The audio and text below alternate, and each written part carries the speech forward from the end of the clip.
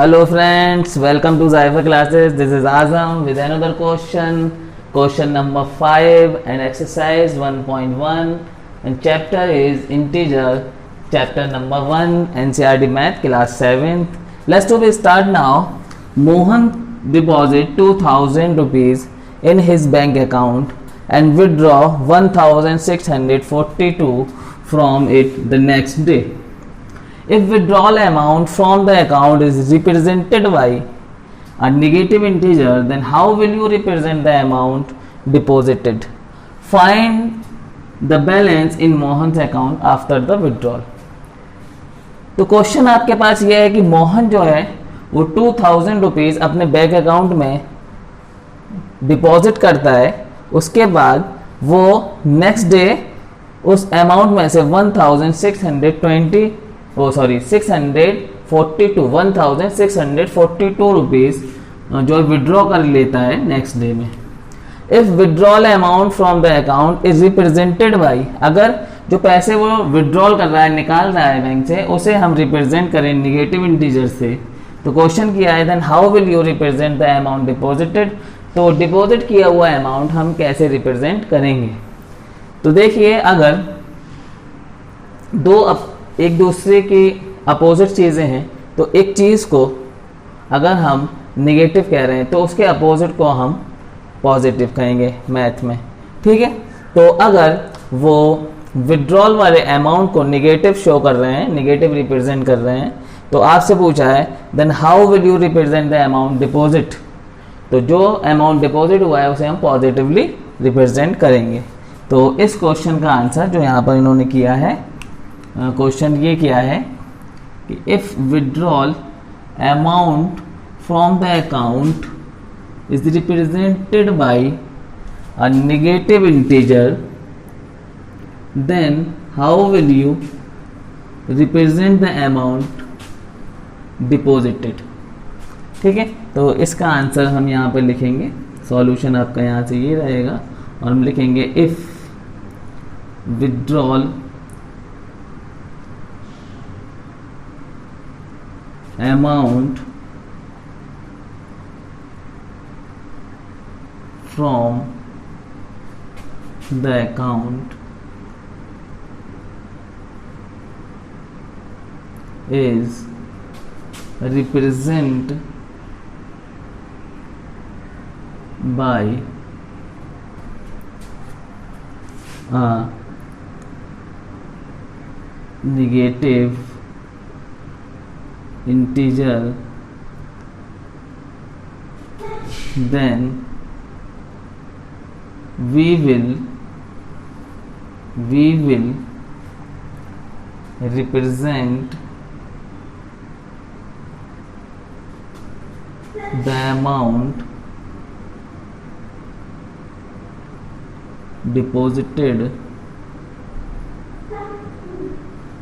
by positive integer. Friends और students, ये बात आपकी समझ में आई कि अगर हम विड्रॉल किया हुआ अमाउंट निगेटिव इंटीजर से रिप्रेजेंट करते हैं, तब हम रिप्रेजेंट करेंगे डिपॉजिटेड किया हुआ अमाउंट पॉजिटिव इंटीजर से. तो ये जो उन्होंने क्वेश्चन बीच में किया हुआ था उसका आंसर ये रहा. फिर इसके बाद उन्होंने कहा है कि find the balance in Mohan account after the withdrawal.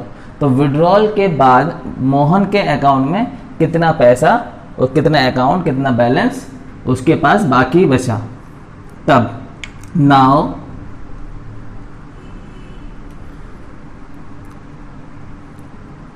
Deposited, हम कहेंगे डिपॉजिट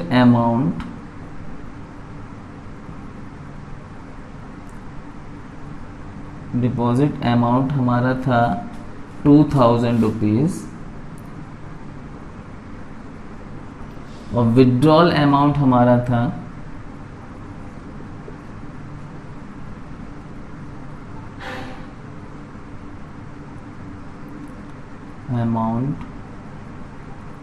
ये जो विड्रॉल किया था उसने वो कितना किया था, वो किया था 642 रुपीज़।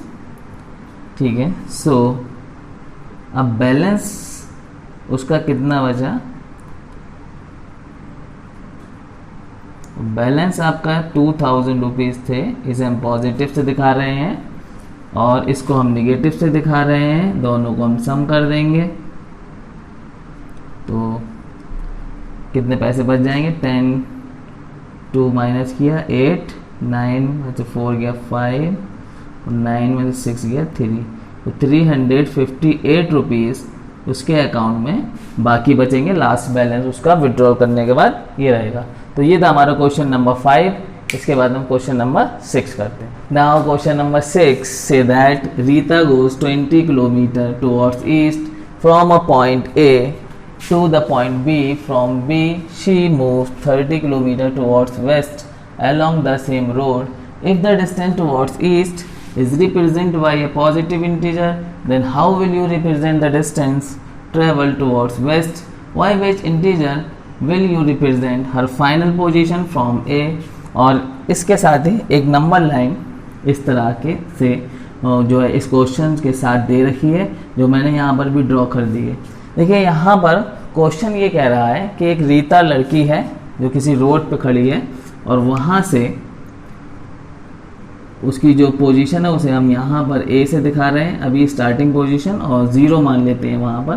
फिर यहाँ से वो जब चलना शुरू करती है तो 20 किलोमीटर ईस्ट की तरफ, 20 किलोमीटर ईस्ट की तरफ यहाँ पर जो है वो पहुँच जाती है और ये पॉइंट जो है वो बी पॉइंट है।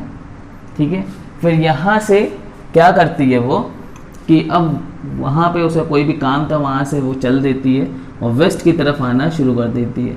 यानी मतलब जब वो यहाँ से फिर वापस ये इसने चलना शुरू कर दिया और ये जब वापस अपनी जो इसकी स्टार्टिंग पॉइंट था वहीं पे जब आएगी तो कितना चल चुकेगी यहाँ तक 20, लेकिन वो 20 नहीं चलती है, वो 30 किलोमीटर वेस्ट चल जाती है। इसका मतलब वो इधर निकल जाती है और यहाँ सी पॉइंट पे पहुँच जाती है। ठीक है, तो 10 किलोमीटर और आगे चली जाती है। ठीक है, इधर की तरफ। तो अब क्वेश्चन में कहा है, देखिए यहाँ से if the distance towards east is represent by a positive integer, then how will you represent the distance travel towards west. तो इससे पहले वाले क्वेश्चन में भी कुछ इसी तरीके से पूछा गया था, जहाँ पर विड्रॉल और डिपॉजिट का था। और देखिए यहाँ पर उन्होंने कहा है कि अगर ईस्ट की तरफ आप जा रहे हैं या वो जा रही है लड़की, तो उसे हमने पॉजिटिव इंटीजर कहा है। तो वेस्ट की तरफ जाने पर क्या कहेंगे, कौन से इंटीजर से उसे शो करेंगे।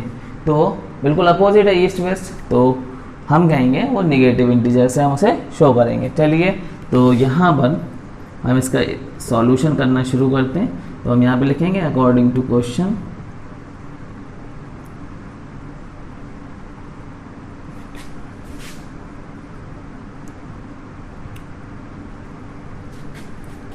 Distance towards east is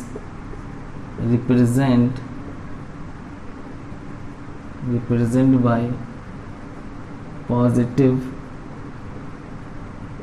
integer, then we will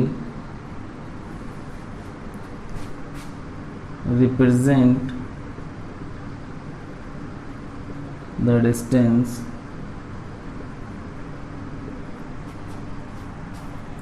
towards west by negative integer।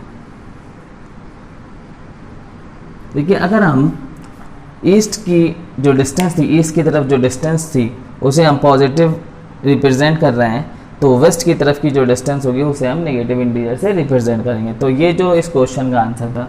उसके बाद उन्होंने पूछा है by which integer will you represent her final position from A.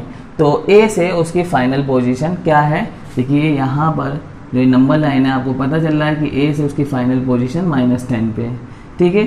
तो नाउ डिस्टेंस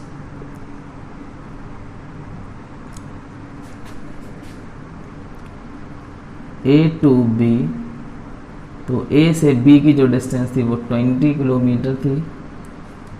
वो डिस्टेंस बी टू सी वो 30 किलोमीटर थी, है ना, यहाँ से यहाँ तक 30 किलोमीटर। तो सो डिस्टेंस ए टू सी, 2 है यहाँ पर, ए टू सी। देखिए 20 हमने पॉजिटिव दिखाना है और जब हम इधर आए वेस्ट की तरफ नेगेटिव हो जाएगा -30, तो ये आ जाएगा -10 किलोमीटर, ठीक है। तो ए टू सी जो डिस्टेंस है वो -10 किलोमीटर, यानी मतलब इस तरफ है 10 किलोमीटर लेकिन निगेटिव का साइन बता रहा है कि इस तरफ है, ठीक है। अब उन्होंने कहा ये तो हमारा आंसर आ गया। तो by which integer will you represent her final position, तो Rita final position, Rita final position, Rita final position from A हमारी क्या होगी -10 किलोमीटर। तो रीता की फाइनल पोजीशन ए से कितनी होगी -10 किलोमीटर होगी। ये था हमारा क्वेश्चन नंबर 7, वो सॉरी क्वेश्चन नंबर 6, ठीक है। इसके बाद हम क्वेश्चन नंबर 7 करते हैं। तो ये रहा हमारा क्वेश्चन नंबर 7। क्वेश्चन नंबर 7 है, in a magic square each row column and diagonals have the same sum, check which of the following is magic square. तो 2 स्क्वायर दिए हैं जिसमें नंबर लिखे हुए हैं हमारे, और हमें जो है इसकी रोज कॉलम और डायगोनल्स के नंबर्स को सम करके चेक करना है कि कौन सा स्क्वायर इसमें से जो है मैजिक है। और उसके लिए इन्होंने कहा है कि जो सम आएगा वो रोज कॉलम्स एंड डायगोनल्स का सेम आएगा, तो जिसमें सेम आएगा वो हमारा मैजिक स्क्वायर होगा। तो हम इस पहले वाले को चेक करते हैं यहाँ पर। ये फर्स्ट वाला स्क्वायर हमने यहाँ पे लिया है। तो सबसे पहले टेकिंग रोज,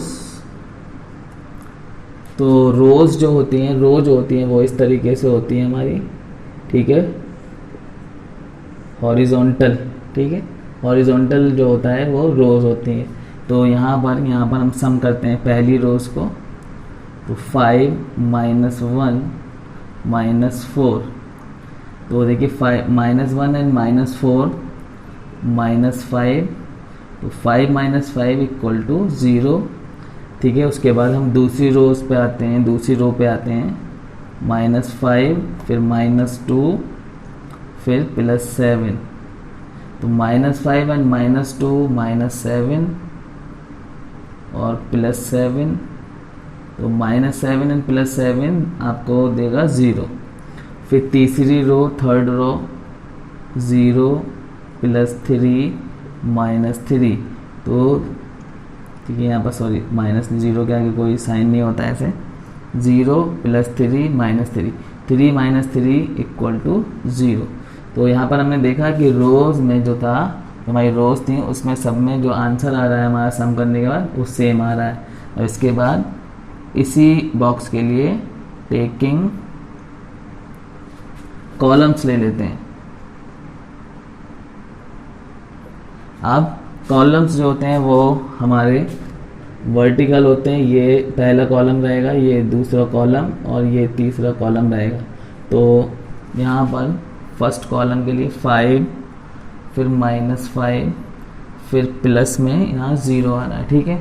तो 5 - 5 = 0, ठीक है। फिर -1 सेकेंड कॉलम के लिए, -1 -2 एंड -3, -1 -2 एंड इसके बाद सॉरी 3 है प्लस का, तो -1 एंड -2 -3 +3 और -3 +3 हमें देगा 0, ठीक है। तो ये इसका सम हो गया। अब इसकी लास्ट कॉलम है -4 +7 और फिर -3, तो 7 - 3 हमें मिलेगा यहाँ 4 प्लस का, और -4 पहले से था, -4 + 4 ये हो गया 0। तो हमने देखा कि कॉलम्स में भी हमारा क्या हुआ, 0 0 आ रहा है। अब हम ले लेते हैं, ये फर्स्ट वाले का चल रहा है टेकिंग डायगोनल्स।